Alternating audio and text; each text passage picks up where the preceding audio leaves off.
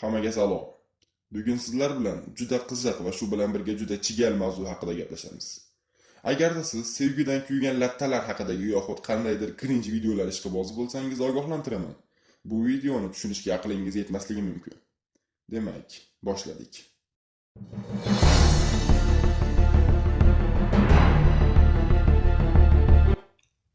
Keling biroz tarixga nazar solamiz.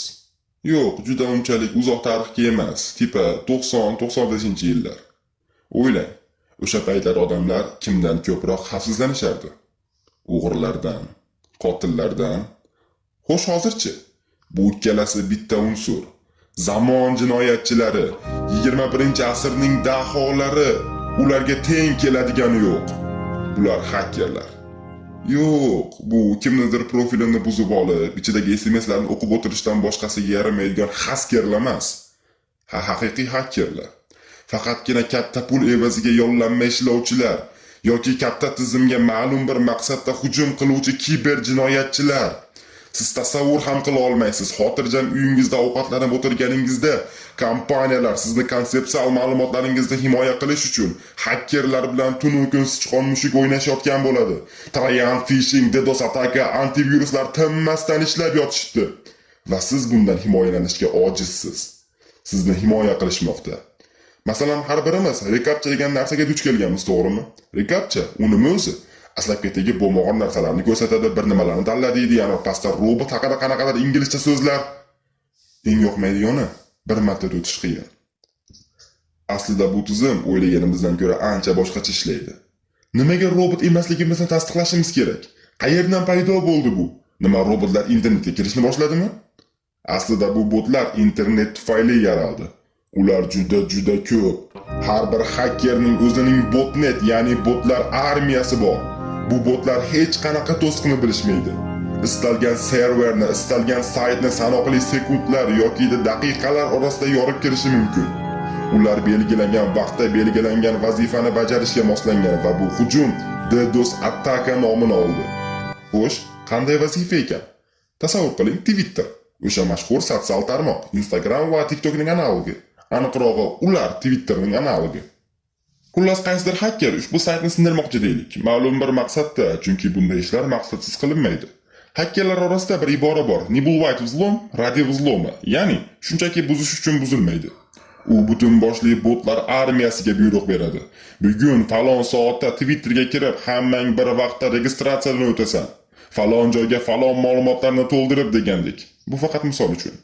Belgilangan vaqtda ushbu robotlar belgilangan manzilga kirib aytilgan vazifani bajaradi. Ha, o'ylashingiz mumkin, registratsiyadan o'tishni nimasi yomon yoki buni nima daxli bor vzlom uchun? Gap shundaki, ular 100 ta yoki 200 ta emas, ular millionlab shu vazifani bajarishadi va tabiiyki server buni ko'tara olmaydi va bu siz uchun bu mana bunday ko'rinishda bo'ladi. Bu IT industriyasida eng xavfli hujumlardan biri bo'lib, unga duch kelganlar anchagina asabi va qimmatli vaqtini yo'qotishadi. Hattoki bor budini ham. Lekin Google'da ham aqli pastlar o'tirgani yo'q. Bu raqamlar urushida qanchalik IT sohasida ko'p ma'lumotlarni bilsak ham, baribir biz ishona oladigan yagona boshpana bu Google. Xullas, Google shu rekapchani o'ylab topdi. Bu tizim aynan robotlarni hujum ostonasidan qaytarish uchun ishlab chiqildi. Rekapcha ko'rinishidan bezarar ko'ringani bilan hech qanday bot, xoh uni qo'liga hacker programmalashtirgan bo'lsin, xoh u bot sun'iy intellektga ega bo'lsin, ushbu rekapcha qo'yilgan ostonadan faqat inson o'ta oladi. Ha, biz buni uddalay oldik.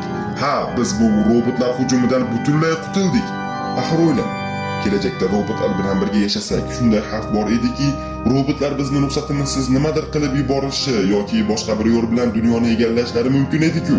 Ha, inson buni uddalay. Stop, qanaqasiga? Nima demoqchisan? Robotmisiz degan savolga ataka robot emasman degan tugmani bossa bo'ldimi? Shuni botga programmalashtirib bo'lmaydimi?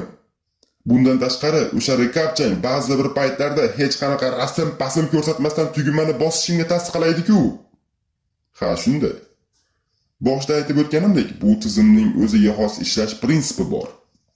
Mishka kusurining harakatlanish trayektoriyasi, harakatlanish punktlari, rekapchaga yetib kelishingizdan oldingi harflarning yozilish tezligi yoki tartibi, IP adresingiz, davlatingiz, brauzeringiz ma'lumotlari va yana Google oshkor qilmaydigan har xil omillarni hisobga olgan holda xulosa chiqaradi. Agar insonligingizga zarrachalik, millimetr bo'lsa ham, hujayra hajmida bo'lsa ham rekapchada shubha uyg'onsa, marhamat, shu biz yoqtirmaydigan, lekin juda foydali kichik testdan o'tamiz. Bu biz va server himoyasi uchun o'ylab topilgan tizim. Hammamiz katta hayotga qadam qo'ydik va deyarli barchamiz internetdan foydalanamiz. Internet albatta yaxshi, u yerda musiqalar, o'yinlar, odamning madaniy va ma'rifiy rivoji uchun kerakli ma'lumotlar bor. Agar istasangiz do'stlaringiz bilan har xil platformalarda suhbatlashishingiz mumkin. Boshqa davlatdan do'st orttirishingiz mumkin. Video orqali hatto. Lekin bir kun uyingizda xotirjam o'tirganingizda uyingizga militsiya xodimi keldira, siz internetda qandaydir jinoyatga qo'l urganingiz haqida aytmoqda. Xo'sh, qanaqasiga bunaqa bo'lishi mumkin? Chunki internet umuman bizning real hayotga o'xshamaydi. U yerda faqat raqamlar bilan ishlanadi va bu raqamlar ustidan hukmronlik qila oladigan kimsalar bor. Siz ularni tanimasligingiz mumkin, lekin ular sizni zimdan kuzatishadi. Sizga har xil aldov qarmoqlari tashlashadi va ularga sizdan har doim siz kim bo'lib ketishingizdan qat'iy nazar eng kerak bo'ladigan narsa bu parol.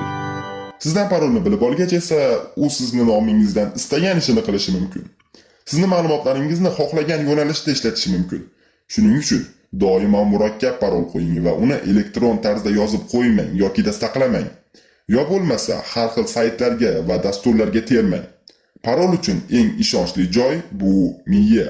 Ha, xotirangiz. Nega endi yo'q? Axir siz sayt nomini eslab qolasiz-ku, to'g'rimi? Yoki yoqtirgan odamingizdan xabar kelsa, sizni esingizda turadi-ku. Nega endi eng muhim narsangizni eslab qolmasligingiz kerak? Vah, ajoyib-a. Lekin ko'pchiligingiz bu narsalar haqida allaqachon bilishingiz kerak edi. Lekin biz yoshligimizda o'qishni xohlamaganmiz. Oqibatda nima bo'ldi? Hello internet, hozir profil ochamiz. Endi bu oddiy ishlarni ham bajara olmaysiz va noiloj YouTubedan o'rganmoqchi bo'lasiz. YouTube'ga kirganingizda esa ko'pincha sizni mana bunday daho kutib oladi. Всем привет, вы на канале Фрайс. Hozirda internet juda sayozlashib ketgan va shu bilan birga tubi ko'rinmas darajada chuqurlashib ketdi. Menimcha ko'pchiligingiz Darknet haqida bilmaysiz. Yo'q, stop. Menimcha bugunga yetadi.